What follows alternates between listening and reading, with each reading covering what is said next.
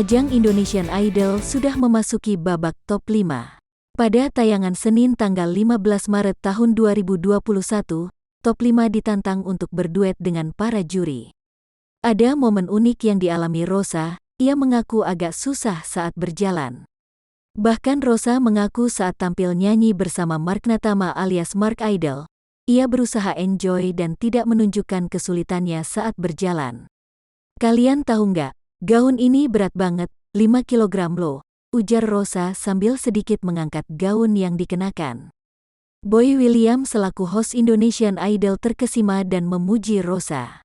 "Wow, keren banget Teh Rosa, penampilannya bagus banget, terlihat enjoy," ujar Boy William.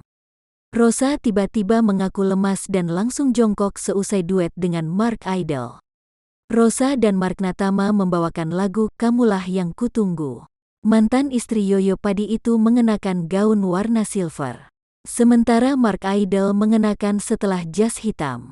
Duet Rosa dan Mark Idol sangat memukau. Suara keduanya mampu memberikan harmonisasi yang sangat merdu. Hingga para juri Ari Lasso, Maya Estianty, Judika dan Anang Hermansyah memberikan standing ovation.